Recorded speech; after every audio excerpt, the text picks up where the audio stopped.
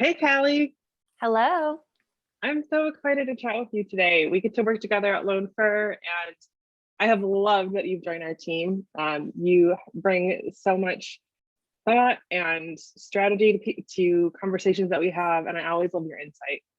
But today, we're actually kicking off a series with you around SEO and conversions.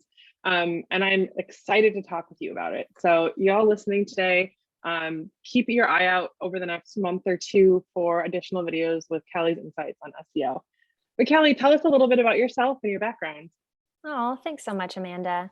Well, hello, my name is Callie Quinlan. I am a marketing consultant here at Lone Fir Creative, and I have a background in web design, specifically in conversion optimization and SEO focus. So I love to get in the nitty gritty with all sizes of companies, up from corporate down to startups, and dive into their SEO strategy, both short term and long term, to make sure that the customers that they want to connect with are finding them easily and also figuring out how to convert them on their website. So I love to get into the weeds with companies, figure out how to just do their sites better and get them seen. So thanks so much for I having love me that. today. Absolutely. So today we're going to talk about a few things. We're going to talk about conversions, if you should have pricing on your website, and a Yeah. good cadence for updating blogs. So the first Ooh. question I have for you is, what is conversion optimization? Why is it important? Oh, such a good question. Conversion optimization is essentially the process of making your website clear and directing and guiding customers towards a specific action. So, that action could be anything depending on the type of your business. It could be downloading a form, booking an appointment, getting a demo. But you want to make sure here that your website is just really easy to navigate and has a good flow of information. It really needs to guide that customer to where they need to go easily. Awesome. I love that. I think it's so true. People think about SEO as like, are all the tags there? Is everything Right. technically set up? But really, a huge part of SEO is keeping the user in mind, because that will increase conversion. And Google gets smarter every day. Oh, All it search does. engines get smarter every day, and they know Mhm. that that's a really important factor of what kinds of sites their users want to be directed to. But Right. once you get a user on a site, you have to Hmm. convert them. So tell me a Of little bit course. about kind of the kind of like offerings or downloadable pieces or of content that can really drive conversion. Ooh, great question. Okay. Offerings that drive conversions. A downloadable is a really easy conversion tool, and it's one that I recommend if a company is just starting to think about putting a conversion tool on the website. Think 5 ways to avoid making a mistake in your type of business, and Mhm. look at your business, see what solutions that you solve, and then think here how your customer is going to avoid making that blunder or problem. Another example would be 10 things you haven't thought about this X subject. Your company. It might be insurance, it might be finance, it might be roofing. Anything that you do here, you're the expert. So tell your customer that. Entice the user with valuable information and make sure that you ask them for their contact information, because from here, you'll take that contact info, their name, their email, and you'll nurture them with your own emails to entice them to get more information and put them in your sales funnel. Yep, absolutely. And I love those recommendations. Over the years, I've sent or been a part of a lot of campaigns that have sent out emails. And I've always noticed that, and ads and any kind of content, that when you list Mhm. a number and then you Yes. talk about what you're going to, what's inside that, like you said, 6 ways or 10 things or three of the Mhm. best, users engage with that a lot more. I think is because they know it's going to be Yes. digestible. It's not going to be an essay. It's going to be Hmm. super easy. And the thing that Yep. I love about what you listed is that us as a story brand agency, we're always thinking about, how can we position our users and our customers as the hero?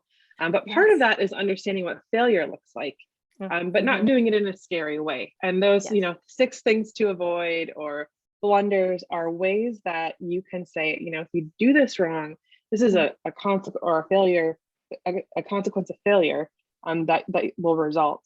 But again, it's not doing it in a scary way, because it's just like, hey, don't do Right. these things. Not, Yeah. not like you're going to fail. So I love that. Right. Yeah. But now moving on to kind of a different set of questions, the Hmm. great debate. This is one of the things I've seen Yes. like like websites and brands argue about all the time. Should you have pricing in your website? Callie, what's your take? Okay. The answer is it depends. And I hate giving that answer because it's not extremely clear, but the follow-up here is a little bit more clear. And I would say if your business is a cut and dry service, so little to no customization, you're a direct to consumer good, you have a product or a direct service that is pretty much the same customer to customer, then yes, you should put it on your website.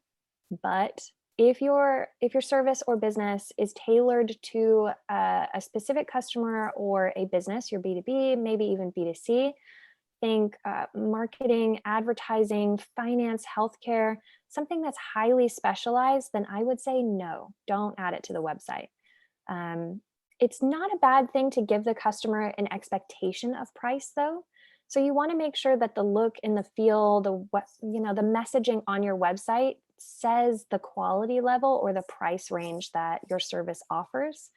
But again, you just want to make it as clear as possible to the consumer. So if you have a service and it has a sticker price cost and it's going to be the same, give that to them. Tell them what that's going to be.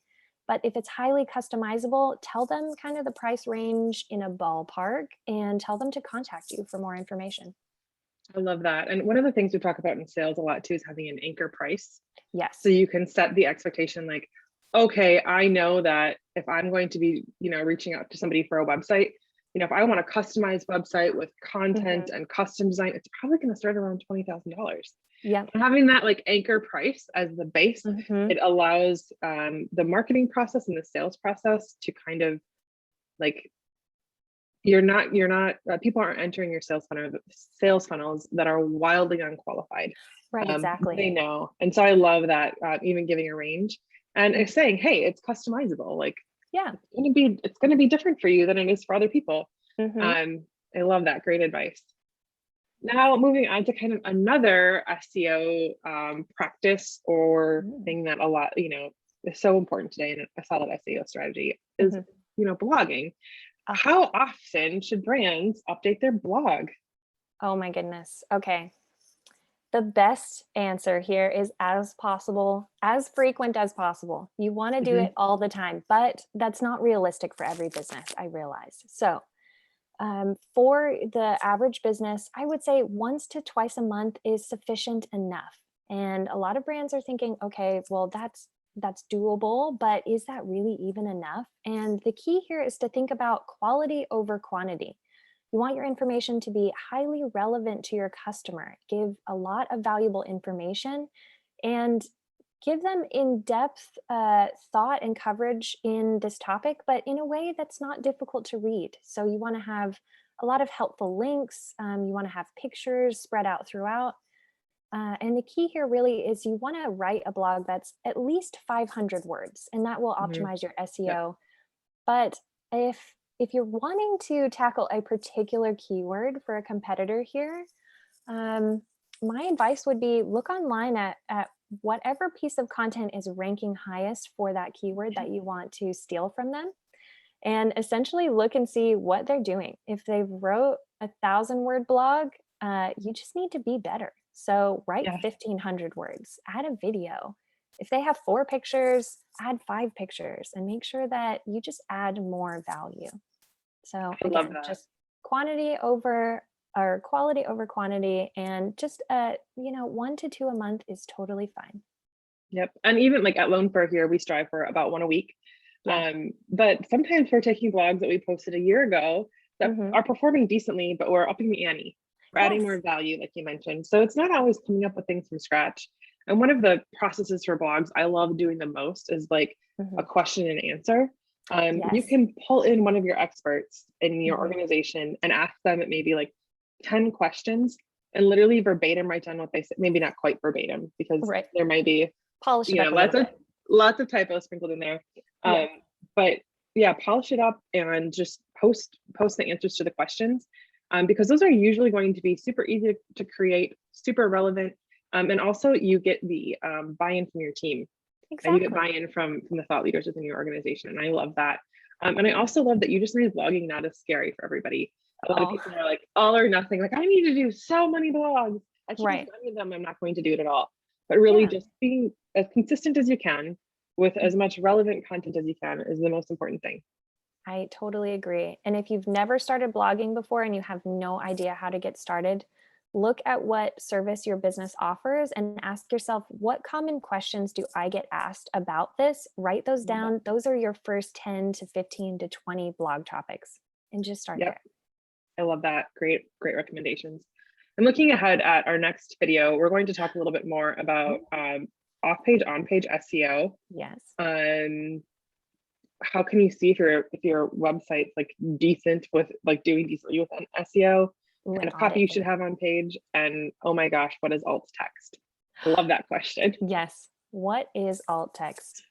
Yeah, guys, stay tuned. We have a lot of more information coming your way. Awesome. Thanks, Callie. Thanks so much, Amanda. Bye.